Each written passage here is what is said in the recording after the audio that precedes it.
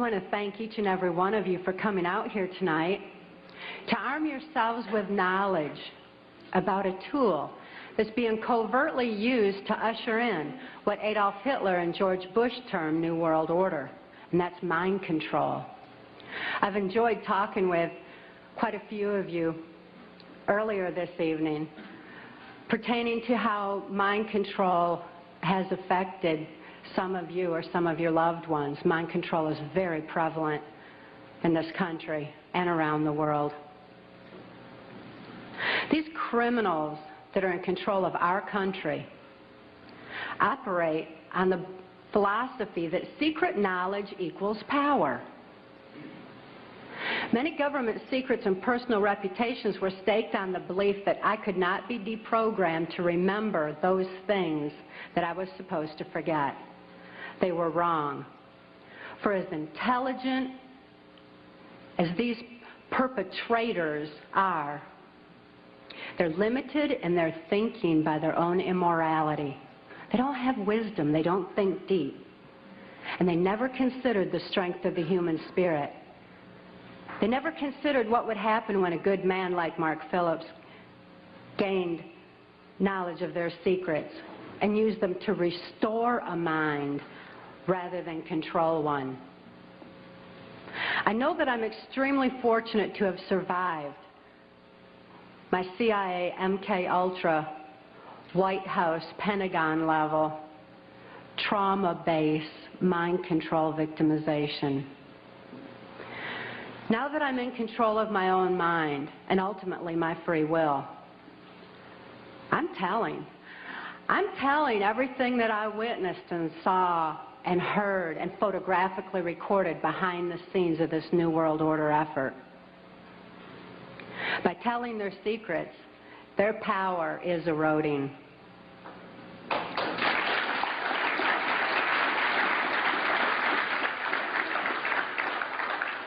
I also speak out to give voice to the many, many mind control victims and survivors out there who can't think to speak out and tell what they know and what they've endured. I speak out for the sake of my daughter, Kelly, who's now 16 years old and is a political prisoner in the custody of the state of Tennessee, where she's being denied any rehabilitation due to the political affluence of her abusers. She's counting on Mark and I to get this word out on her behalf. For Kelly's sake and for your sake, Mark and I have gone to great lengths to document the facts and the truths that are listed in our book, Transformation of America. Transformation of America is self-published, uncensored, so that you can have the facts that you have a right to know and a need to know. These truths have been covered up and kept from all of us for a long time under a blanket of so-called national security. This is the same blanket of national security that has prevented us from obtaining justice despite the extensive evidences and documentation we have. We have over 27,000 documents and evidences. Government insider testimony, medical records, more than enough evidence for any legal procedure in this country, including congressional. But this blanket of national security has stopped us from obtaining justice. It's time for truth to prevail. It's time that these truths were brought to light for the sake of humanity as we know it. I'd like to begin by defining mind control by my experience. I realized that my experience was extreme, that the extensive, total robotic, absolute mind control I endured is more limited than the kind of mind control that's proliferating in society. Mind control has kind of a sliding scale where you've got the total robotic mind control on one side, and you've got mind control that's proliferating, such as in occultism in this country, Or Global Education 2000, where children are losing their freedom of thought and their ability to critically analyze. There's so many different aspects of society that are affected by mind control in varying degrees. It's imperative that this information get out. And as I explained, my victimization, it certainly can be applied to all different facets of mind control and mind manipulation. And as Mark and I have heard so many, many times from people who have read the book and heard us speak out, that this is a thread that's tying things together. All of a sudden, this whole new world order is making sense. The erosion of constitutional values, the erosion of morality in this country, all of a sudden, it begins to make sense when we learn about mind control. I was born in 1957 in Muskegon, Michigan, to a multi-generational incest-based family. This means my father was sexually abused as a child, my mother was sexually abused as a child, and they were sexually abusing me. My father sexually abused me as far back as I can remember, and I've often heard him state that he began substituting his penis for my mother's nipple while I was still an infant. I tell you this so that you can understand that my sexuality was confused in infancy. It was put into an area of my brain that's much like survival, like eating and drinking would be. I tell you these facts so that you can be better armed and understand what's happening in society. And name names. Mark and I name names in our book, Trance Formation of America, not so that I can say, well, I was in the White House with so-and-so. I mean, I miss the whole glamour part, but this is so you know who the problem is and where these problems lie. The sexual abuse that I was enduring was so horrific that I developed dissociative identity disorder. This used to be termed multiple personality disorder, and I'm so glad they've changed it to dissociative identity disorder because it really more aptly describes the compartmentalization that occurs when a person endures trauma that is literally too horrible to comprehend. Even though I couldn't understand that what my father was doing was morally wrong, the pain and the suffocation of his abuse was so extensive that I developed dissociative identity disorder. It certainly was incomprehensible. There was no place for it in my mind to deal with such horror. Therefore, I developed a compartment in my brain, a little area behind amnesic barriers that was actually the neuron pathway shutting down in my brain in order to compartmentalize the memory of abuse so that the rest of my mind could function normally as though nothing had happened. So if I'd see my father at the dinner table, I didn't remember sexual abuse. But as soon as he unzipped his pants, the part of me, that part in my brain that knew how to deal with that horrific abuse, the neuron pathways actually physically opened up so that that part of my mind could deal with my father again and again and again as needed. I certainly had a lot of experiences within that compartment that dealt with my father's abuse. But I didn't have a full range of perceptions. I had a very limited perception, a very limited view. Therefore, I'm so glad it's not termed personality anymore. I developed another compartment in my brain to deal with my mother's abuse. Her abuse was primarily psychological. She suffered from dissociative identity disorder herself, and I don't hold her accountable for her actions the way that I do my father, who is fully aware of what he was doing. My mother, in spite of her inability to control herself, destroyed any remnants of self-esteem that I might have developed. And her abuse was so horrific that I developed another compartment in my brain just to deal with my mother. I developed another compartment to deal with the child pornography that my father was subjecting me to. He was earning his living as a worm digger on a 6th grade education and supplemented the family income with child pornography that was being distributed through the local Michigan mafia pornography ring. At that time, there's a criminal faction of our government that was interested in targeting children such as myself for mind control. Because this compartmentalization of memory was something that they deemed ideal for keeping government secrets. After all, if I couldn't think to remember, how could I tell about it? Additionally, people who suffer from dissociative identity disorder develop a photographic memory behind those amnesic barriers, because the brain has a defense mechanism that when trauma occurs, it photographically records events surrounding trauma. And an example of this would be that many of you who are old enough to remember, when John F. Kennedy was assassinated, most people know exactly where they were and what they were doing, because this was an event that traumatized the nation. And this exemplifies how the mind photographically records events surrounding trauma. So behind these amnesic barriers, I had a photographic memory, which the government deemed ideal for programming. That way I could deliver messages to and from government leaders, or in my case, also drug lords, who were involved in funding the black budget and funding the New World Order controls. They're interested in programming me so that I would deliver the messages verbatim. When I delivered messages, I delivered exactly what I was told, using the voice inflections of my abusers, with no conscious comprehension of what I was even saying. It was just a tape recorder just parroting out exactly what I'd been told.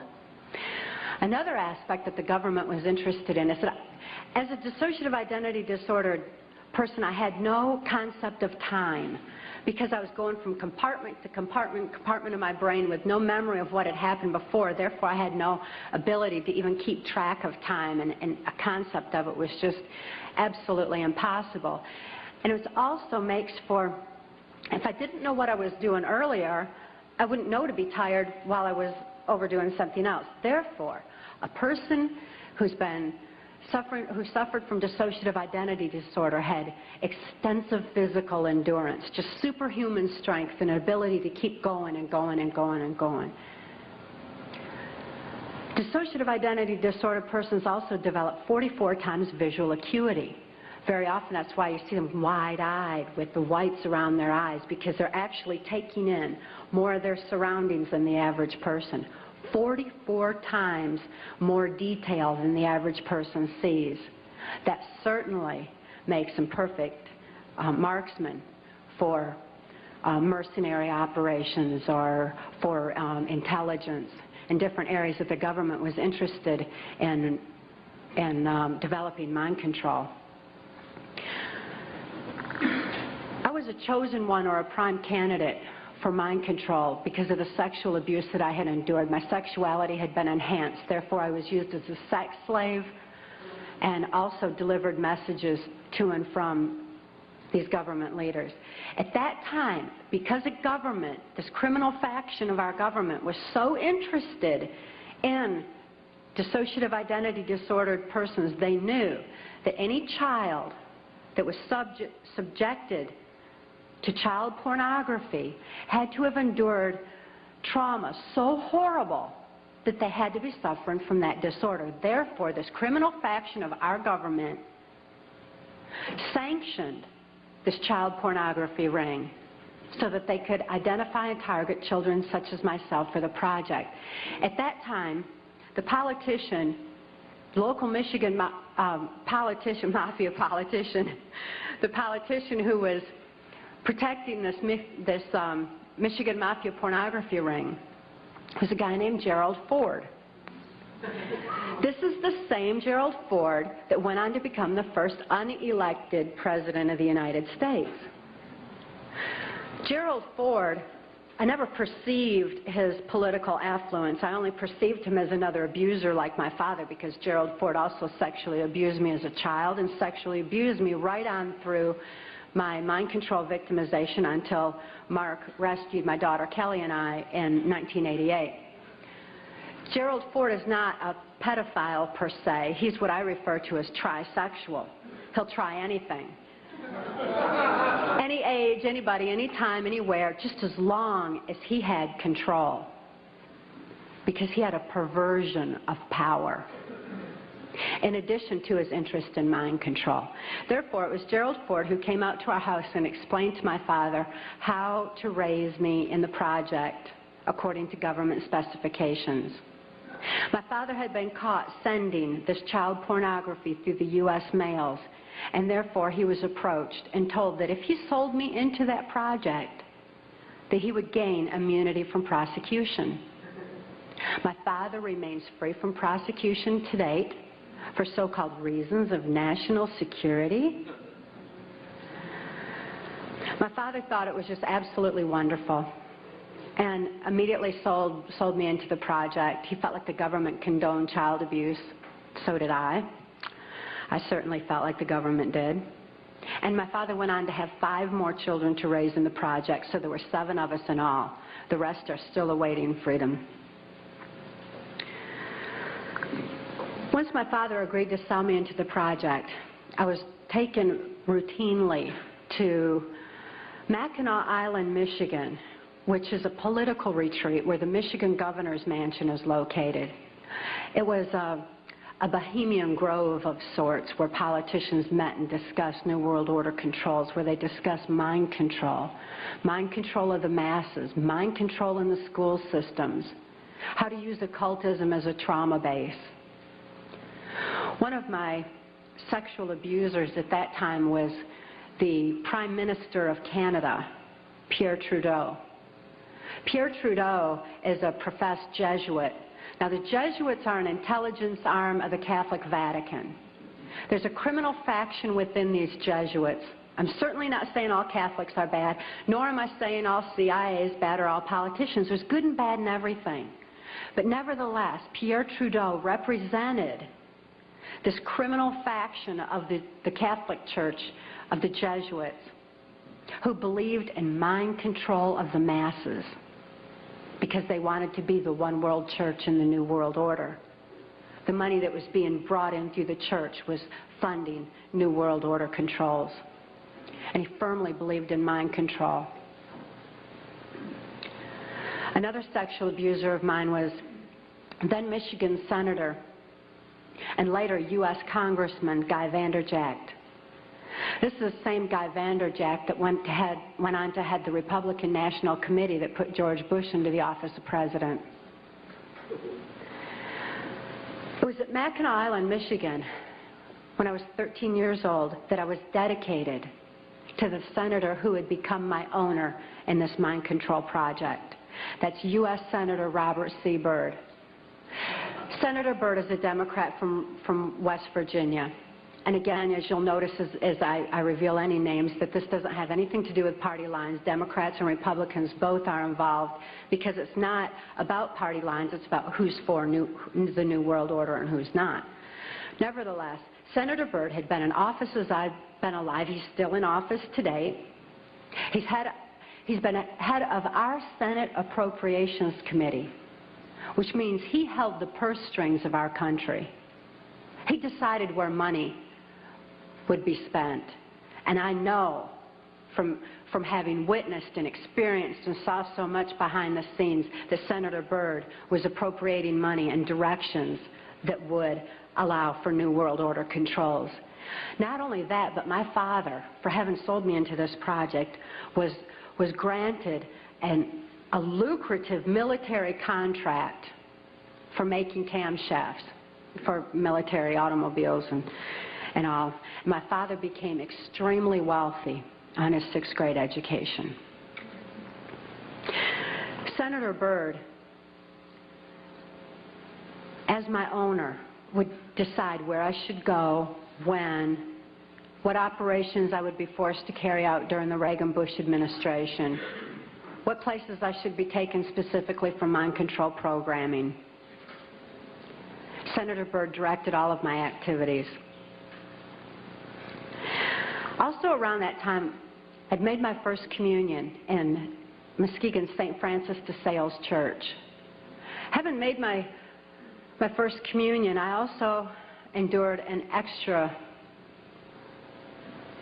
ritual after that was referred to as the rite to remain silent. That's R-I-T-E, as in ritual.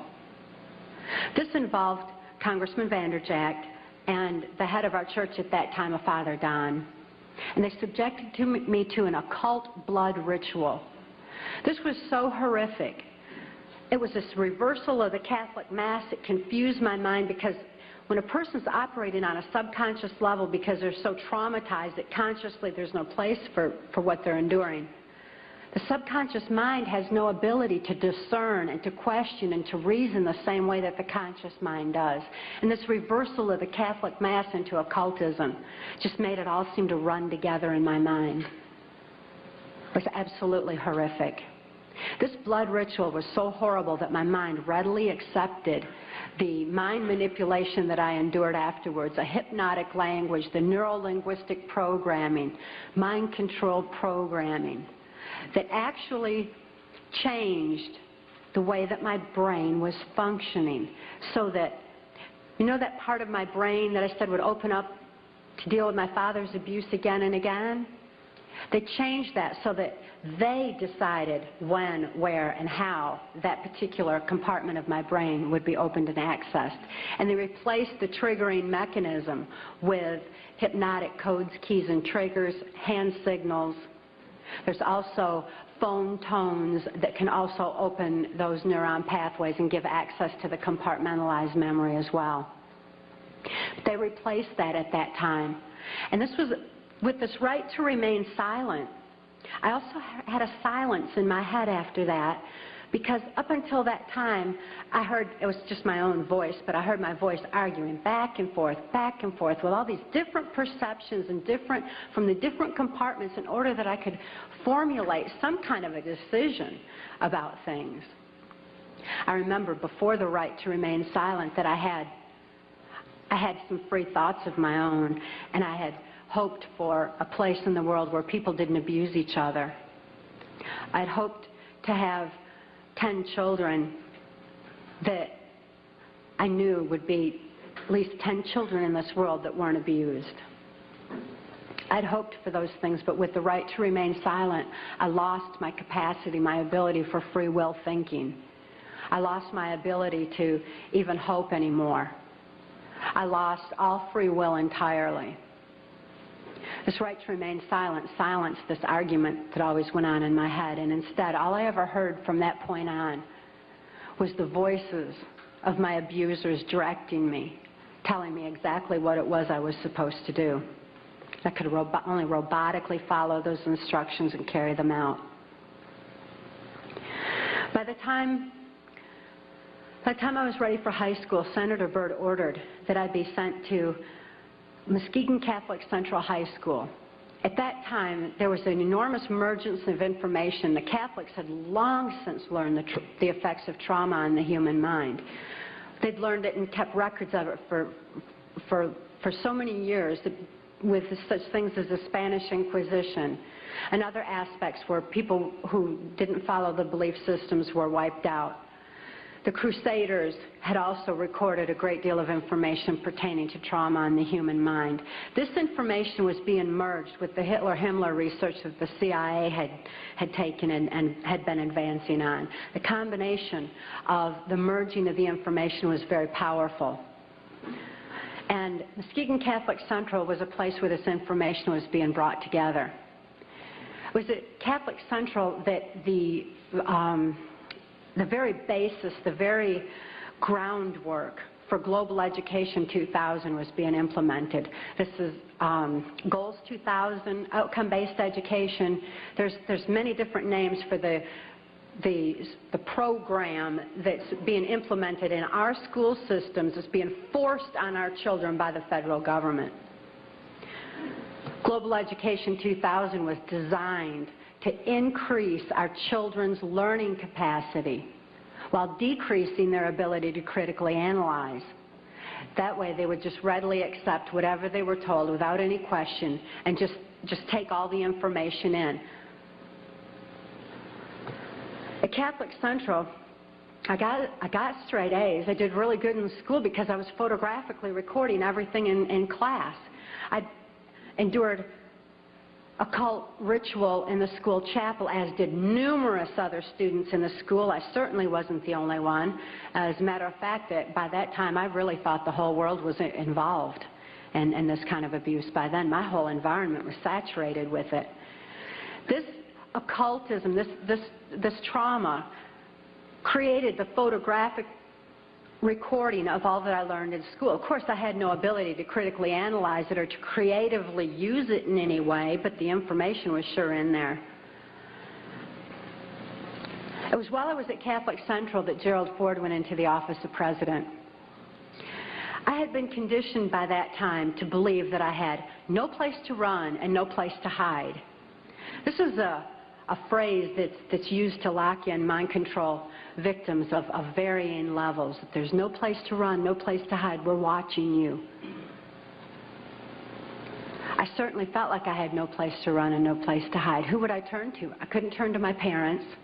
I couldn't turn to my church. Couldn't turn to my school. Couldn't turn to the local politicians. And now I couldn't even turn to the President of the United States. I truly felt locked in, which is exactly what they wanted for total control of my mind. Of course, since then, I've learned otherwise, and Mark wisely taught me while I was in the deprogramming process that I did have a place to run, so right at them. And I had no need to hide. Obviously, they do, by the way. They're covering up all their acts with the national security blanket. After I graduated from high school, Senator Byrd ordered that I be transferred to Nashville, Tennessee. Nashville, Tennessee was heavily involved in mind control at that time through the country music industry, and above all, the proliferation of CIA cocaine operations within the country music industry were already in full swing. The political corruption in Tennessee was just all the way to the top. The country music industry provided a cover for mind-controlled slaves like myself to be taken around the country to the various places as designated, and also to distribute and deliver the large quantities of CIA cocaine that was coming into the country. It was my experience that the CIA's so-called war on drugs is no more than the CIA eliminating their competition as they take over the drug industry worldwide.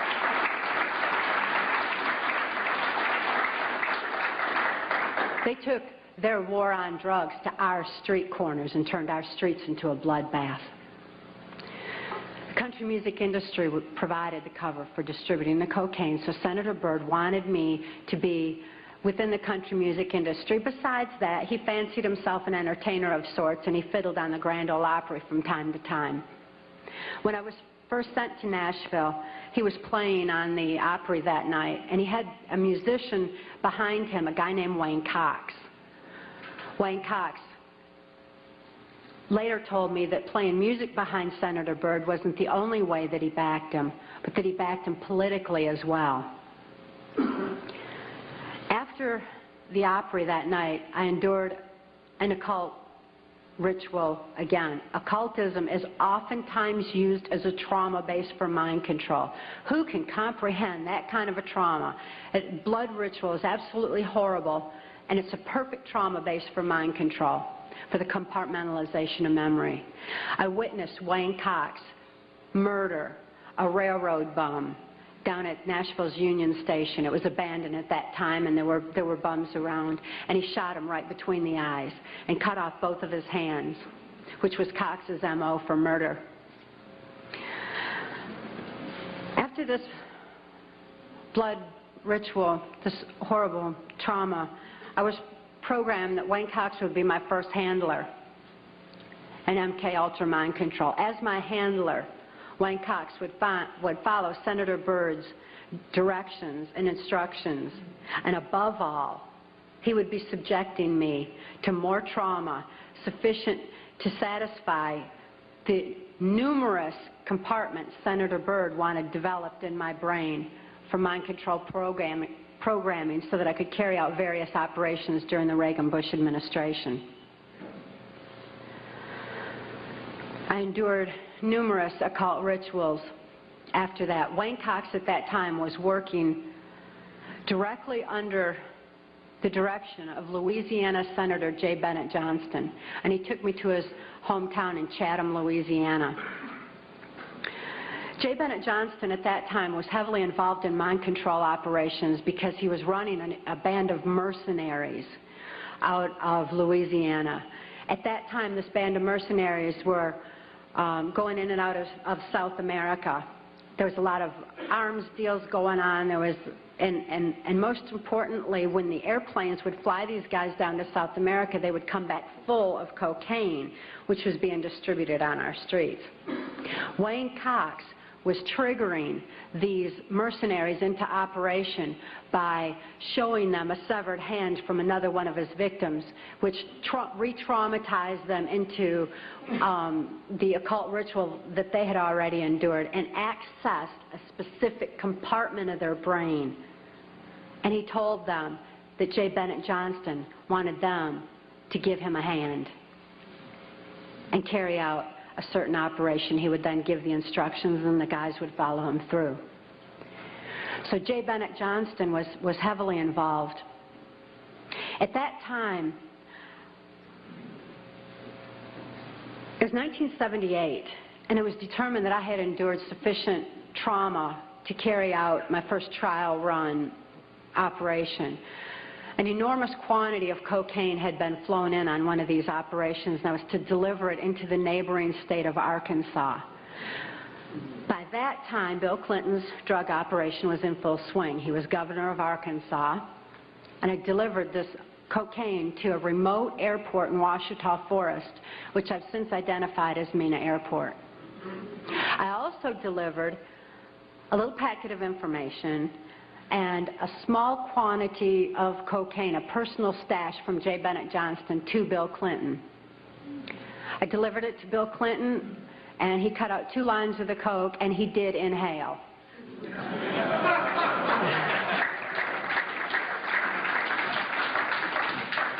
That certainly wasn't the only time I saw Bill Clinton using cocaine. My sexual experience with Bill Clinton was extremely limited, in spite of the fact that I was a sex slave. It was my experience that Bill Clinton is bisexual, leaning far more towards a homosexual end. All I've ever seen him involved in was a homosexual activity, with very limited experience with him myself. Whereas my experience was much more prevalent with Hillary Clinton, because Hillary is also bisexual, leaning more towards a homosexual end, and it was she who accessed my sex programming to fulfill her perversions. Around this same time, J. Bennett Johnston subjected me to some other mind manipulation that involved, instead of an occult theme, an alien theme. Now these guys who are manipulating my mind and programming me for mind control purposes claimed, and these criminals in control of our country as well, claimed to be gods, demons, and aliens, in order that I feel totally helpless, in order that I felt like they were beyond my realm to affect. And it certainly worked at that time. J. Bennett Johnston told me that he was an alien. He told me that he had been part of the Philadelphia experiment, and when the ship disappeared, it came back a spaceship. This is in keeping with kind of an air-water mirror theme that NASA uses quite frequently, a reversal, because, again, the subconscious mind doesn't have any reasoning capacity. J. Bennett Johnston then showed me, through his office at General Dynamics, a then top-secret stealth. Here was this triangular stealth that wasn't in any of the school books, wasn't being talked about anywhere, wasn't out in the newspapers or anything else. It was being withheld. It was still a top-secret weapon system. But I saw this triangular stealth. It looked like a spaceship to me. I'd never seen anything like that. And everything that J. Bennett Johnston was doing and he was involved in certainly was alien to me. So it was easy for me to accept the idea that what was happening was in fact being perpetrated by aliens. I'm not saying that there's no such thing as aliens. That would be foolish of me to even say anything like that at all. But what I am saying is that it was my experience that these were people claiming to be aliens. If there's a reality out there pertaining to any alien influence, we need to sort out the government misinformation and disinformation and mind manipulation techniques that they're using.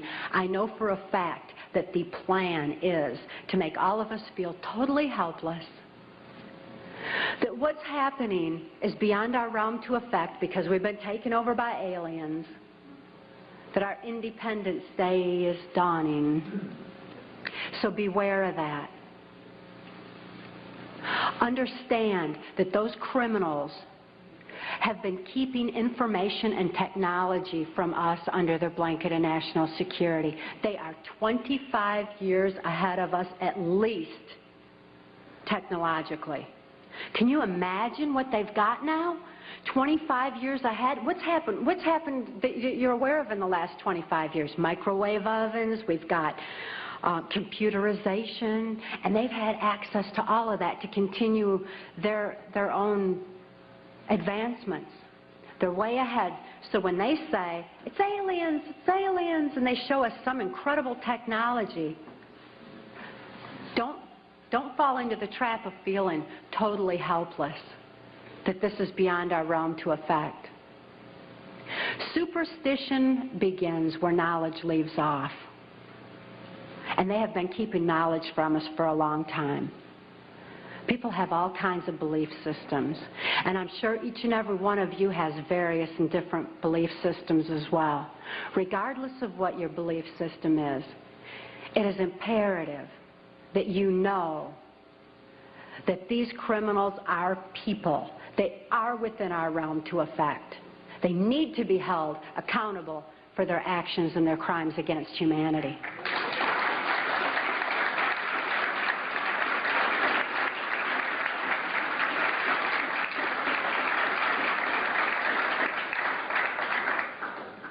It was 1980 and my daughter Kelly was born.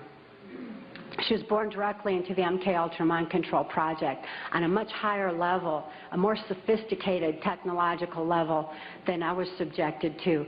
In addition to trauma, she was subjected to harmonic mind control programming on NASA installations literally since birth, before her brain even had a chance to form. As soon as Kelly was born, Senator Byrd figured I'd been traumatized enough by that time and ordered that we be transferred back to Nashville, Tennessee to carry out operations during the Reagan administration. By being within the country music industry, we had a second handler. His name was Alex Houston. Alex Houston is a ventriloquist, stage hypnotist, in the country music industry. Above all, he carries out criminal covert CIA operations that fund the black budget. And this certainly included bringing in large quantities of cocaine and distributing them through the United States, Canada. He was working at that time and provided a cover for me to be taken throughout the United States, Canada, Mexico, and the Caribbean for these criminal covert operations. As my handler, he took me to various military and NASA installations for mind control programming for specific operations that I was forced to participate in. These operations that I won't have time to get into tonight are detailed in our book, Trance Formation of America. And they involve such leaders as the President of Mexico at that time, de la Madrid, and Vice President Salinas.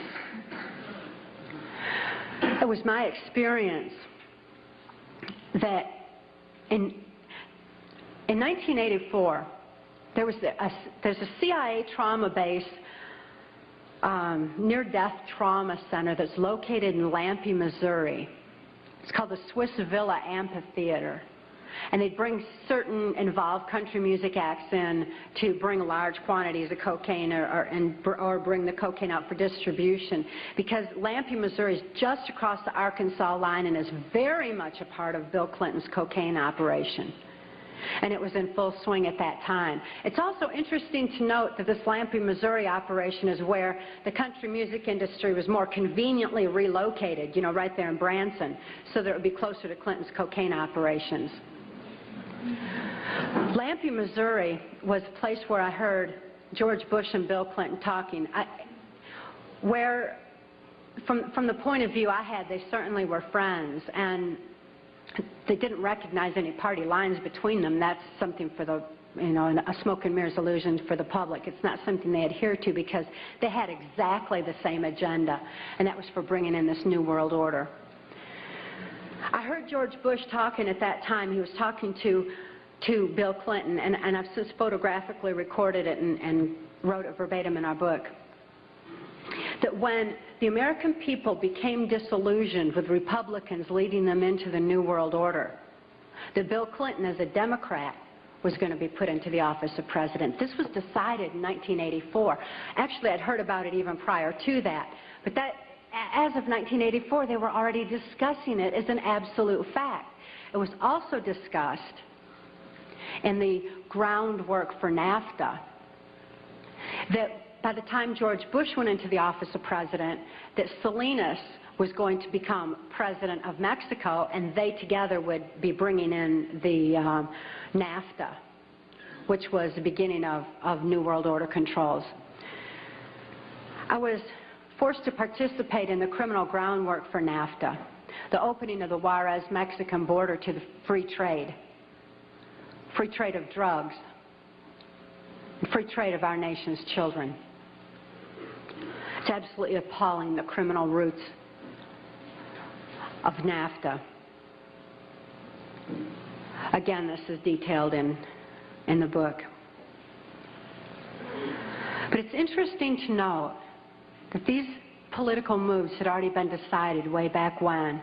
And as I deprogrammed, and as I was, it was really something to me to find out people didn't know about this stuff. I mean, it was so obvious to me. I didn't realize that people were unaware and had bought into some kind of smoke and mirrors illusions of what was going on and never thought to look behind the scenes to what was really going on.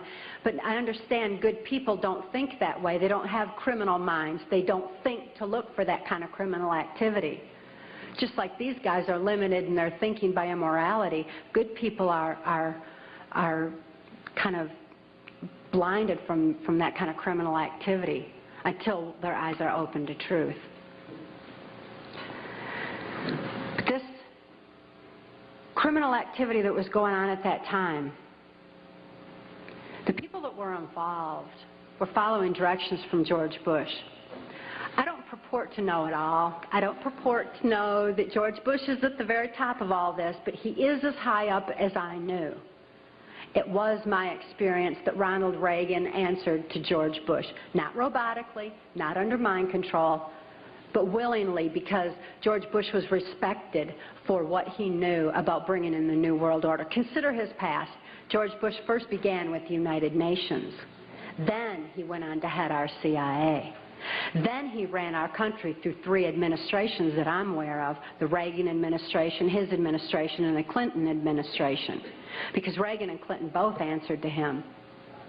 Mexican President de la Madrid answered to him and knew that Salinas was to be coming into power, and Salinas had more influence in Mexico at that time than de la Madrid, that, as far as my experience was concerned.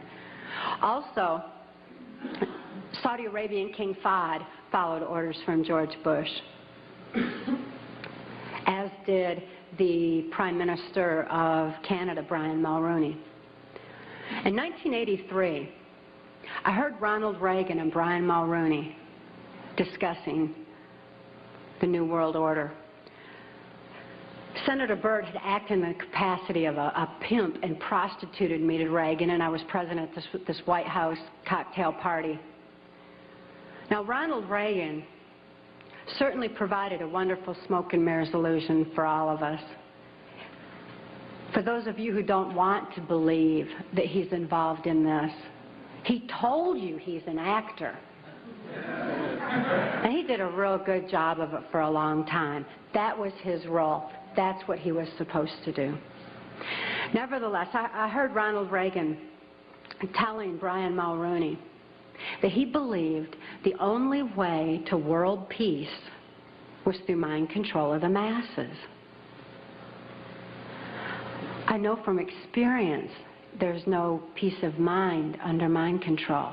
And I wonder at a world peace where people don't have peace of mind. Mind control, the ramifications of mind control are far-reaching, because I also know that under mind control there's no free thought. Without free thought, there's no free will. Without God-given free will, there's no soul expression. What kind of a world peace can we have without any free will or any soul expression, without any spirituality? Mind control needs to be exposed in order that people maintain their freedom of thought, in order that people maintain their free will and have that spiritual expression, because of spirituality, when people have soul and spirituality, they're going to be acting in a capacity of love anyway. That is where world peace is, not in mind control.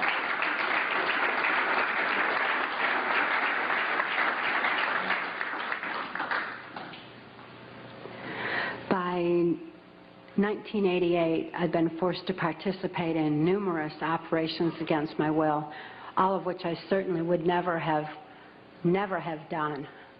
I guess if I had had any part of me that was willing to do anything like that, mind control would not have been necessary. I'm appalled at what I was forced to participate in, but I am relieved that this information's getting out, that people are passing the book Trance Formation of America hand in hand, hand to hand, so that hand in hand we can take back our country. This information is information that you have a right to know and a need to know, and their controlled medias are not going to suppress truth. Truth prevails.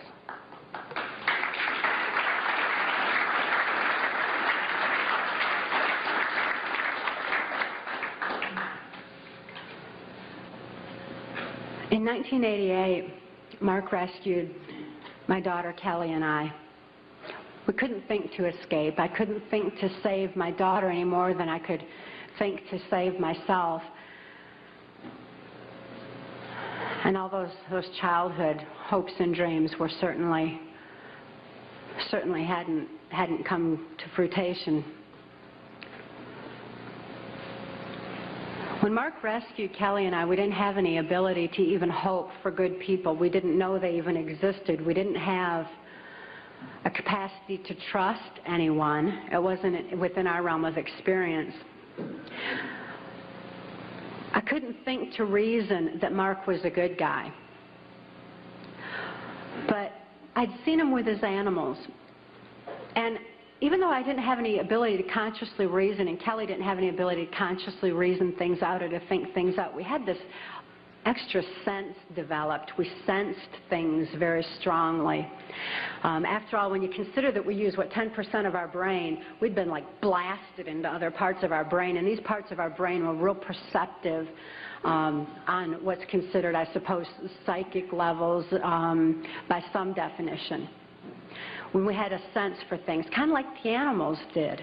And we noticed that the animals loved Mark. He had these raccoons that he'd rescued. He had 3 raccoons, and they all loved him, and they hugged him, and they wrapped their arms around his neck, and they patted on his face and kissed him. And, you know, that was really a neat thing for us to see, because we had only seen our animals abused. We lived on a farm. We had lived on a farm, and we had dogs and cats and horses and cows and guineas and chickens and all kinds of animals, all of which Alex Houston tortured or killed to keep us in line to, you know, if we didn't do this, this would happen to our pet. And we loved our animals. Please bear this in mind, that people who abuse children oftentimes abuse animals. If you see someone abusing an animal, keep your eyes open, look further, make sure those kids are safe. I've never seen an exception to this rule. Not that there's not one out there somewhere, but I've never seen an exception to it. So it was very telling to us that these animals loved Mark. Additionally, when he came in and rescued us, I mean, here we were under the gun of the CIA. Everything was very precarious, to say the least. I was 30 years old. I was supposed to be killed, as most mind-controlled slaves are at the age of 30. Besides, I was considered too old for sex by that time, so I was supposed to be wiped out. But Mark came in and rescued me from certain death and rescued my daughter from a fate much worse than death, and took the time to rescue our animals. He packed up all those cows and horses and guineas and chickens and loaded them up on these different trailers and everything and brought them to safety as well. This had a profound impact on Kelly and I. We certainly developed an ability to trust right there and then. Mark took us to the safety and serenity of Alaska. Since we were safe for the first time in our lives, experiencing love for the first time in our lives, memories of our past began flashing on our mind's screen. As these memories flashed, and I started to remember what had happened to me and to my daughter, particularly during the Reagan-Bush administration, I became enraged. I was enraged at what my daughter had been through, the tortures I'd endured, and what the plan was for humanity as a whole. I'd have been blinded by that rage, immobilized by that rage, if it weren't for Mark's wisdom in telling me that the best revenge is total recovery. Because through total recovery, by photographically recording all those events, I could expose these people for exactly what they are, for what their plans are, for what I witnessed behind the New World Order. Be able to get help for my daughter, who was in desperate need of help at that particular time. So I began writing out my memories. By writing out my memories, I used a different part of my brain than verbalizing. It bypasses emotion. Bypassing emotion was very necessary for logically making the incomprehensible comprehensible, for understanding and grasping what had happened to us and what could be done with that information. Kelly was not so fortunate. Because of the harmonic programming that she'd endured, remembering the traumas and deprogramming the program did not allow her access to all parts of her brain as it did me. She still needed some technological equipment to help her recover. She needed to actually have those neuron pathways vibrated back open with harmonic equipment. Therefore, she went into Humana Hospital in Anchorage, Alaska, in an intensive care unit. She suffered horribly at that time and responded only to some psychological intervention and not to any conventional medications. Kelly was actually suffering respiratory failure because mind control has advanced to the point where they know the ins and outs of the brain and the mind so well that they know how to program not only the subconscious, but to go into the primitive mind, the very area of our mind where blinking, breathing, and circulatory, heartbeat, all that is regulated. And they could go in there and put death programs in place. In my daughter's case, it was respiratory failure, so that in the event that she ever had cause to remember, which they never expected could happen, but in espionage, that can happen. We've heard of that, where the brainwashed and where they have the memory accessed. So they wouldn't have to take the old cyanide pill anymore like they used to, like spies used to. Instead, they would just simply go into respiratory failure, circulatory failure, and no information would be released at all. There was no chance of the information getting out that way.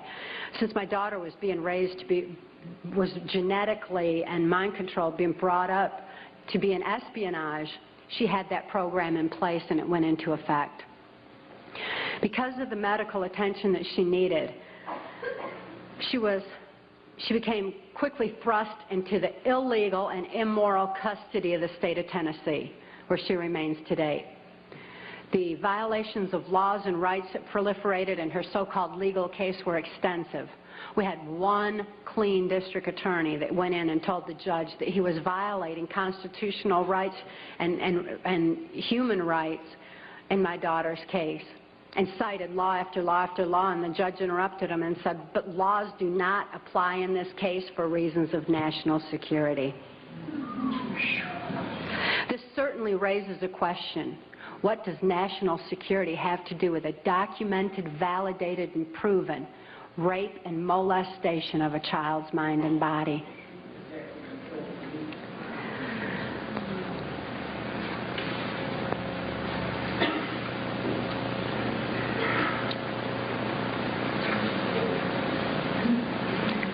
For Kelly's sake, and the sake of so many other mind control survivors out there, we need to lift this veil of national security. We need to repeal the 1947 National Security Act.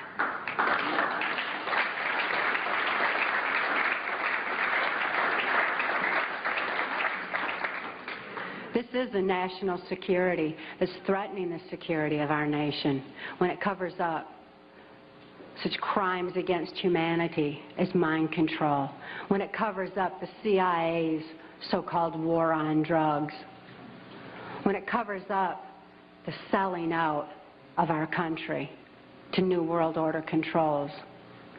That's a national security that has nothing to do with the security of our nation. This national security has kept information pertaining to mind control for all of you for far too long. We've got to get this information out. We've got to arm others with knowledge on mind control, because knowledge is our only defense against mind control. We need to get this information out in detail so that we can all be more effective in our particular areas of taking back our country and ultimately taking back our world, for Kelly's sake, for the sake of all the other mind control survivors and victims that I know are out there. There's many, many of them. And for the sake of humanity as we know it. It is truth that sets us free. Please help us spread the word. Thank you.